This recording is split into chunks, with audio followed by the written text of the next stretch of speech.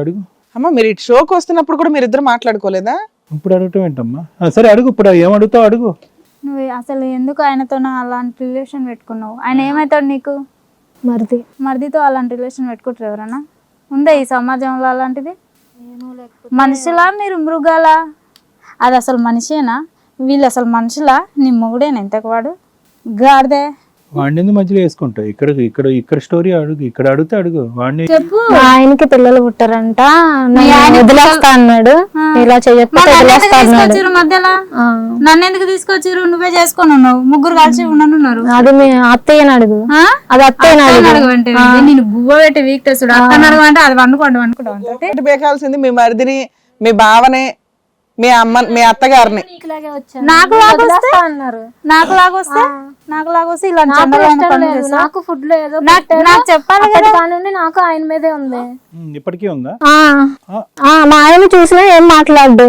మీ ఆయన మాట్లాడలే. మీ ఆయన మాట్లాడితే ఇక్కడ మీరు ఎవ్వరు, మీ నలుగురు మాట్లాడుకోరు, కానీ మాట్లాడడానికి ఒక వాయిస్ వచ్చింది. నా జీవితం ఎందుకు నాశనం చేస్తున్నారని ఆ పిల్ల అడుగుతుంది. నేనేం చేయాలి మేడం? ఇలా చేయకపోతే మా అత్తయ్య మా ఆయన వదిలేస్తున్నారు. కోసం అమ్మాయి జీవితం నాశనం చేస్తావా? సో అర్జెంట్ గా ఏదో నువ్వు బయటపడాలి.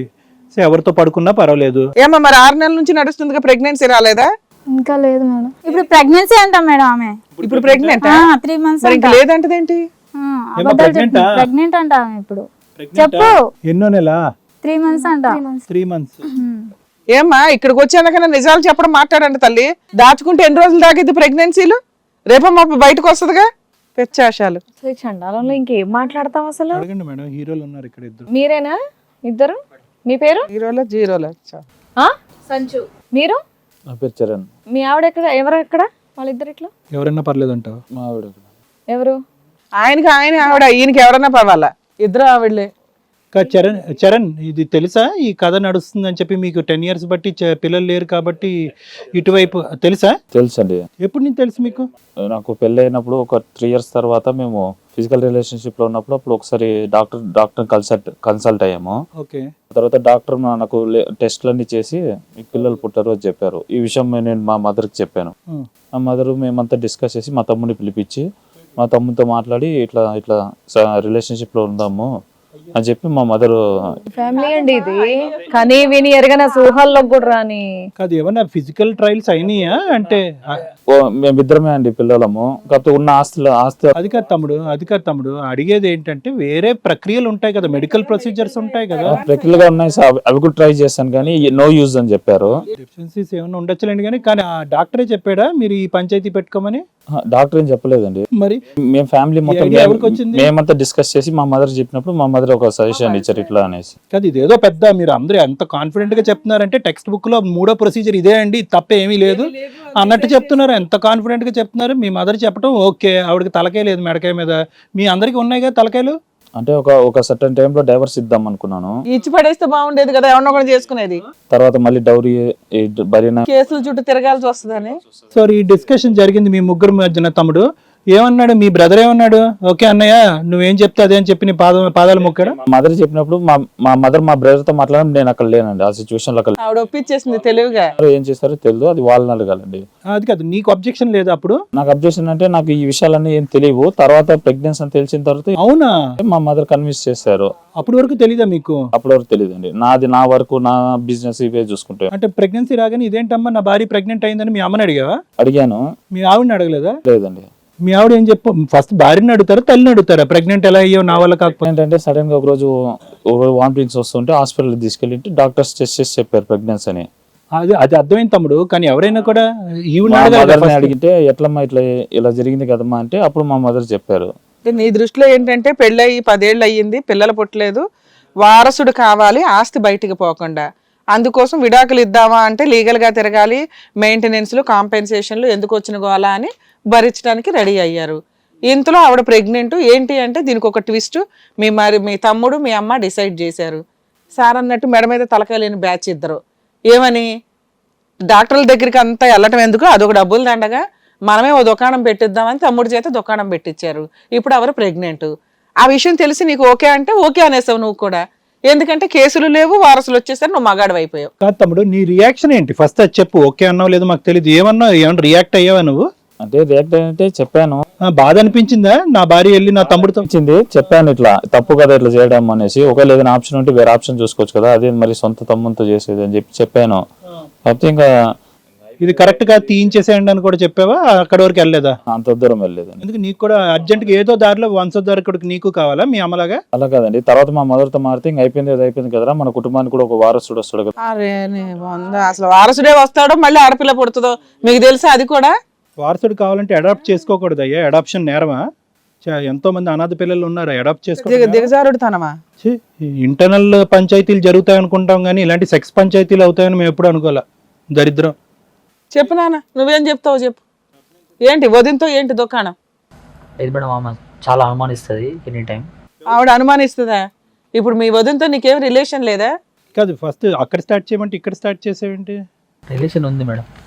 ఉందిగా, అయిపోయా. వీళ్ళు చెప్పడానికి సిగ్గుపడుతున్నారు అంతే. రిలేషన్ అనేది ఉంది మేడం. ఇప్పుడు ప్రెగ్నెన్సీ నీ వల్లేనా? నా వల్ల. ఆడపిల్ల పుడితే ఏం చేస్తావు? నీకు ఆల్రెడీ ఆడపిల్లలు పుడుతున్నారుగా. అక్కడ అబ్జెక్షన్ గానీ డిఫెన్స్ గానీ ఏమీ లేదు. కాన్ఫిడెంట్ గా చెప్పమ్మా. కాదు, మీ అమ్మగారు నిన్ను ఫోర్స్ చేశారా? ఒకటే మాట, పంచాయతీలో మీ అమ్మగారు నిన్ను ఫోర్స్ చేశారా ఆటోమేటిక్ గా? అమ్మగారు మాకు అంటే వారసుడు కావాలని చెప్పేసి ఫోర్స్ చేశారు మేడం. వీళ్ళు 10 years నుండి హాస్పిటల్ చుట్టూ తిరుగుతున్నారు. నీకు అనిపించలేదు ఇది అసహ్యకరమైన పని అని?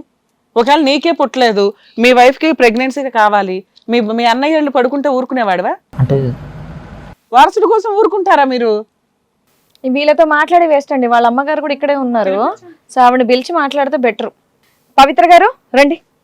అమ్మా నమస్తే. ఎందుకో మీకు నమస్తే పెట్టబుద్దా? అమ్మో, నాకు నమస్తే పెట్టద్దమ్మా. నాకు పెట్టబుద్దా పట్టలేదు. చాలా నమస్కారం. మీరు ఏంటి విషయం చెప్పండి. మీరేంటి మీతో నమస్కారం పెట్టించుకోవాలా వద్దని తర్వాత ఆలోచిస్తాను. కోడలు చెప్పేది నిజమేనా? మీ మీద చెప్తున్నారు మొత్తం మా అత్తగారే చేశారు, ఇలా చేయమని చెప్పారు అని చెప్పి. అలాంటిది అయితే కని విని నాకు తెలిసి ఊహల్లో కూడా రాదనుకుంటా అలాంటిది ఇలా చెప్తారు అని చెప్పేసి. అమ్మా ఇది పరిస్థితులు బట్టి ఏదో భగవంతుడు ఇలా తీసుకొచ్చాడు కానీ మేము మీ వరకు రావాల్సిన అవసరం లేదు. మా ఇంటికి అమ్మో, మీరు అసలు ఎక్కడికి రారమ్మా, మీకు మీరే డిసైడ్ చేసుకుంటారు. మేము అనుకొని ఉన్నాము.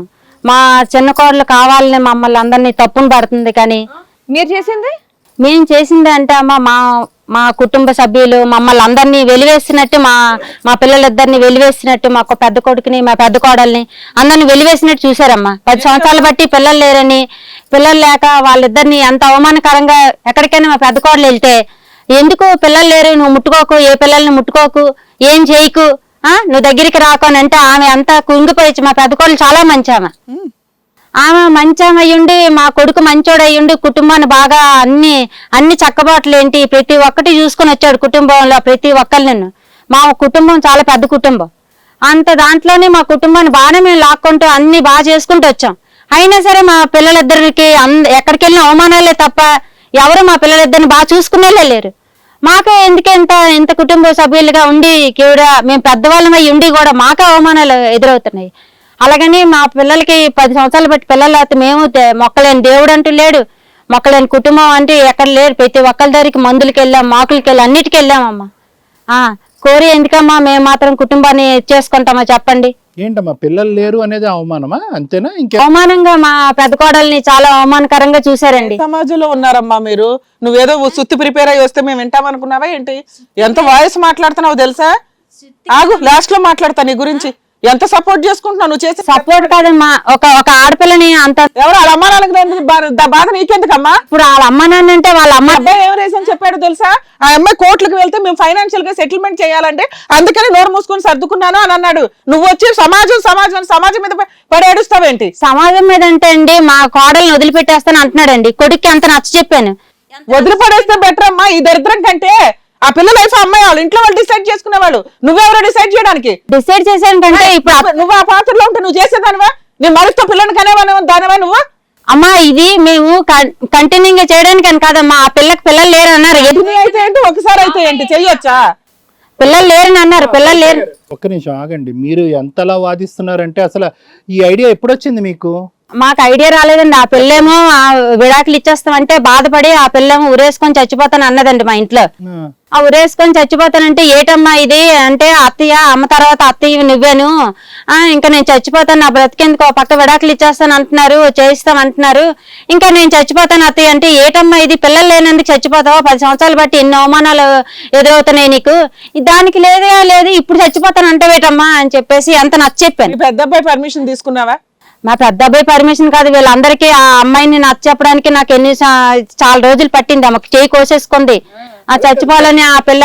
వాళ్ళ భర్తతో చెప్పడానికి ఏంటమ్మా సమస్య? వాళ్ళ భర్త ఏమో పిల్లలు లేరని అవమానాలు ఎదురుపడండి, అతనేమో కాదమ్మా నువ్వు ఒక పెద్ద ట్విస్ట్ తీసుకొచ్చావు కదా, అరే నేను ఒక దేవత అవతారం ఎత్తుతున్నాను రా, ఆ అమ్మాయికి ప్రెగ్నెన్సీ తెప్పిస్తాను, నేనే ఓ పెద్ద డాక్టర్ని అవుతున్నాను, వీడితో పంపించి పడుకోబెడతాను అని ఈ అబ్బాయిని అడిగావు, మీ పెద్ద అబ్బాయిని అడిగావా, ఆ అమ్మాయిని అడిగావా, నీ చిన్న కోడల్ని అడిగావా ఈ దరిద్రం పని చేయడానికి? అమ్మా ఇది ఈ చేయడానికని కదా మా చిన్న కొడుకు తిరిగిపోతా అని చెప్పేసి ఓరక అనుమానిస్తుంది కానీ ఆవిడ నిజం చేసింది. అయితే అలా కదా ఇంకో స్టోరీ అది. ఇప్పుడు స్టోరీ కాదండి, అసలు మా పెద్ద అబ్బాయి విడిచిపెట్టేస్తాను అంటున్నాడు.